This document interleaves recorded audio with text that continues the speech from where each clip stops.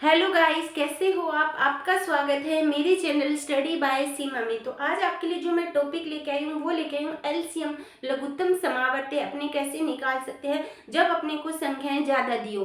एक संख्या दी हो अपने निकाल सकते हैं, दो दी हो, जब संख्याएं बड़ी आ जाए तो उनका अपने एलसीएम है वो कैसे निकाल सकते हैं, उसके लिए आज आपके लिए मैं खास वीडियो लेके आई हूँ। जैसे मान लो अगर मैं क्वेश्चन की बात करूँ, 15, 75 और 90 ये तीन संख्याएं हैं, इनका अपने को एलसीएम ज्ञात करना है। तो इसके दो मेथड होते हैं।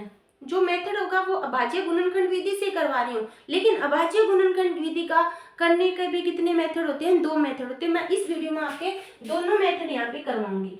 सबसे पहले जो फर्स्ट मेथड होते हैं, अब तीनों की कंबाइंड निकालो, 15, 75 और 90। ठीक है, इसके भाज्य अगर मैं बात करूं सबसे पहले किस पे जाएगा? 2 पे जा रहा है क्योंकि 90 सबसे छोटी जो टेबल है उससे स्टार्ट किया करो। तो 15 नहीं जा रहा है, एज इट इज, 75 नहीं जा रहा है, ये कितना जा रहा है? 45। अब 2 पे नहीं जा रहा तो 3 पे जा रहा है। 5 3 15, 5 दूनी 10, 5 5 25 और 3 एकम 3, 5 3 15। फिर वापस किस पे जा रहा है? 3 पे, तो ये हो जाएगा 5, नहीं जा रहा है 25, ये जा रहा है 5 पे, फिर जाएगा 5 पे, 1 5 1 और ये जा रहा है 1 पे, 1 1 और 1। तो अब देखो जो एलसीएम है वो कितना आएगा? 2 इंटू 3 इंटू 3 इंटू 5 इंटू 5, 5 5 25। 25 को जब मैंने 9 से किया, 25 को जब मैंने 9 से किया कितना हुआ? 125, 125। ठीक है, 25 में कितने होते हैं? 45, 40 और 225। 225 को जब मैंने 2 से किया तो ये हो जाएगा अपना 50 और 4, 485। यानी एलसीएम कितना आ गया? 450। अब बात आती है एलसीएम होता क्या है। ठीक है, यानी एलसीएम का मतलब होता है ऐसी संख्याएं जो इन तीनों से डिवाइड हो जाए। यानी ऐसी संख्या देखनी है जो इन तीनों से, अब देखो 450 है वो इससे भी डिवाइड हो जाएगी, 450 75 से भी हो जाएगी, 450 है वो 90 से भी डिवाइड हो जाएगी। यानी अपने को ऐसी संख्या देखनी है जो इन तीनों से डिवाइड हो जाए। जो एलसीएम होता है ऐसी संख्या जो इन तीनों को डिवाइड कर दे।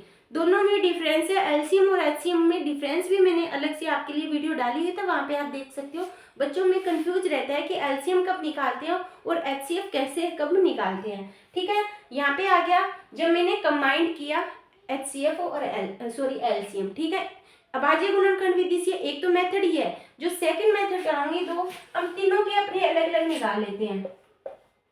90, 75 और 15, ये जाएगा 5 एकम 5 हो गया, ये जाएगा 3 से, 3 दूनी 6, 5 5 25, 5 5 और 1। इससे करेंगे 2 से करेंगे 45, फिर 3 से करेंगे 15, फिर 3 से करेंगे 5, 5 से 5। अब देखो 15 का कितना आया, 75 का कितना आया और 90 का कितना आया। आपको जो मेथड अच्छे लगे आप वो कर सकते हो। मैं दोनों मेथड अभाज्य गुणनखंड विधि के दोनों मेथड करवा दी। 15 के कितने थे? 3 इंटू 5। इसके कितने थे? 3 इंटू 5 इंटू 5। इसका कितना था? 2 इंटू 3 इंटू 3 इंटू 5। अब आता है एलसीएम, इसमें कैसे निकालते हैं। जो चीज कॉमन है तीनों में, जो कॉमन है वो निकालो। तीनों में कॉमन एक तो आ गई 3, एक तीनों में कॉमन क्या है? 5 है। ठीक है, और उसके अलावा जितनी संख्या बची वो रख लो, जो कॉमन है वो रख लो। इसके अलावा 2 और 3 बचा, 2 और 3 और साथ में क्या बचा? 5। जब इसको गुना करेंगे तो कितना आएगा? 450 है। दोनों कंडीशन में आंसर सेम आया है, मेथड दोनों अलग अलग है अभाज्य गुणनखंड विधि। एक अपने कंबाइंड कर सकते हैं, एक अपने अलग अलग। अलग अलग में क्या करोगे? जब तीनों के अलग अलग अभाज्य गुणनखंड, तीनों में जो कॉमन है वो संख्या लिखो, बाकी जो बची वो सारी लिख के मल्टीप्लाई कर दो। और कंबाइंड में जो अपने कंबाइंड करेंगे इन सभी का मल्टीप्लाई। आपको जो अच्छा लगे, मुझे ये मेथड सबसे बेस्ट लग रहा है क्योंकि तीन तीन है वो अभाज्य गुणन करने की जरूरत नहीं है। आपने एक अभाज्य गुणनखंड विधि से भी आंसर डायरेक्ट निकाल सकते हैं। तो आई होप आपको एलसीएम निकालना है वो अच्छी तरह समझ आ गया होगा। दोनों मेथड आपको जो अच्छा लगे आप कर सकते हो। तो अगर वीडियो अच्छी लगे तो लाइक करना, कमेंट करना और अपने दोस्तों के साथ शेयर जरूर करना। थैंक यू बच्चों।